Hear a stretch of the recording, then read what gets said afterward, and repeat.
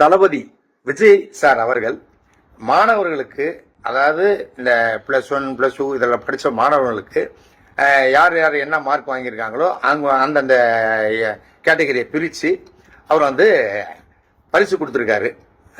பார்த்தீங்கன்னா அந்த மேடையில் தளபதி அவர்கள் எவ்வளவு சந்தோஷமா இருந்தார் பாருங்க.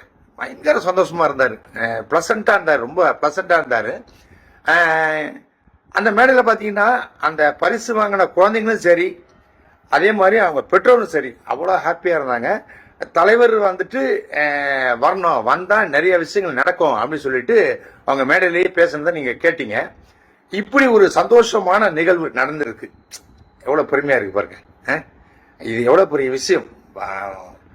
ஒரு வருடமும் அந்த தேதி வந்துச்சுன்னா ஆட்டோமேட்டிக்காக தலைவர் வந்து கூப்பிட்டு கொடுக்குறாருன்னா அது எவ்வளோ பெரிய விஷயம். இந்த சந்தோஷமான தருணத்தில் வந்துட்டு பார்த்தீங்கன்னா இன்னைக்கு ஒரு வீடியோ பார்த்தோம். அது ரொம்ப சங்கடத்தை ஏற்படுத்துச்சு.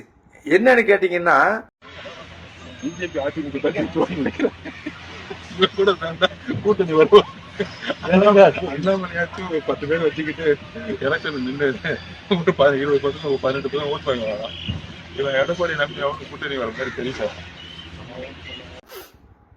நம்ம மரியாதைக்குரிய எடப்பாடி ஐயா அவங்க வந்துட்டு அதிமுகவுடைய பொதுச் செயலாளர், எதிர்கட்சி தலைவர், முன்னாள் சிஎம், எவ்வளவு ஒரு பெருமை வாய்ந்தவர்.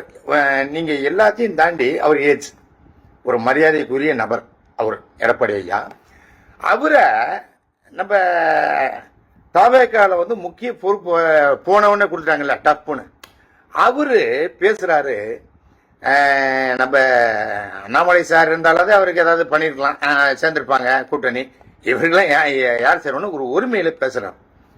ஆனால் இவருக்கு ஒரு மேடை கிடைச்சா மரியாதைன்னா என்ன, எப்படி நம்ம வந்து மற்றவங்களை மதிக்கணும் அப்படின்றத பத்தி ஒரு லெக்சர் எடுப்பாரு. அதுக்கு ஒரு கைத்தட்டலும் வாங்குவாரு.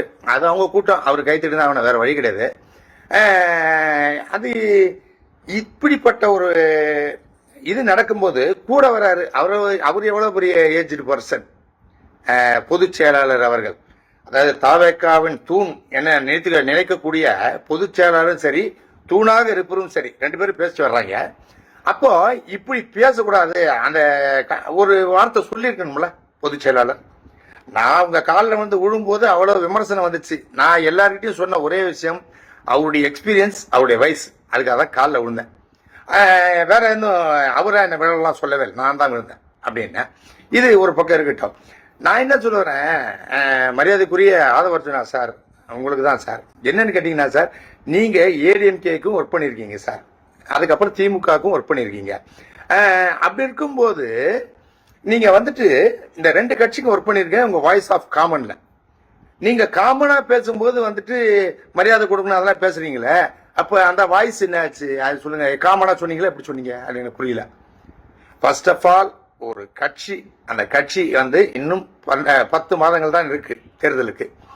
இதுக்குள்ளேயே நீங்க இப்படி பண்ணீங்கன்னா இது தலைமைக்கும் தலைவருக்கும் கெட்ட பேரு அவ பேரு ஏற்படுத்தாதான், அதை மட்டும் நீங்க சொல்லுங்க.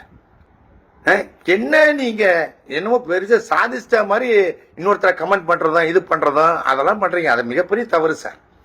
அது நீங்க பாத்துங்க. ஏன்னா நான் இப்பயும் சொல்றேன், என்னைக்கா இருந்தாலும் ஒரு அழைப்பு நிச்சயமாக தாவேகா தலைவரும் என்னுடைய நண்பரும் கிட்ட இருந்து வர்றோம்.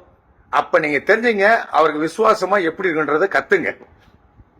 நீங்க ஒரே ஒரு வேண்டுகோள் தான், தாவேகா தலைவருக்கும் என்னுடைய நண்பராகிய தளபதி விஜய் அவர்களுக்கு ஒரே ஒரு வேண்டுகோள் தான். என்னன்னா, இதெல்லாம் நீங்க டைரக்டா கூப்பிட்டு அதை என்னன்னு பார்த்து சார்ட் அவுட் பண்ணுங்க பிளீஸ். உங்களை கெஞ்சி கேட்கிறேன். இப்ப நீங்க பண்ணிட்டீங்கன்னா நல்லா இருக்கும். ஏன்னா உங்க காதுக்கு எதுவும் போய் சேரல, அவருக்கு எதுவும் தெரியல அப்படின்னு சொல்றாங்க. ஒரு விஷயத்த கண்டிங்க சார், அது பாலாஜியா இருந்தா கூட கூப்பிட்டு கண்டிங்க, ஏன் அதை பண்ணீங்கன்னு கண்டிங்க சார். அதுக்கு உங்க ரைட்ஸ் இருக்கு, ஓகேங்களா? அதனால தயவு செய்து சில விஷயங்களை நீங்க உங்க கண் முன்னாடி கையாண்டு அதுக்கான தீர்வை காணுங்க. எப்பயும் போல சொல்றேன், உங்கள் தொண்டன் பாலாஜி எப்பவும் உங்க பின்னால் இருப்பேன். Don't worry. வணக்கம்.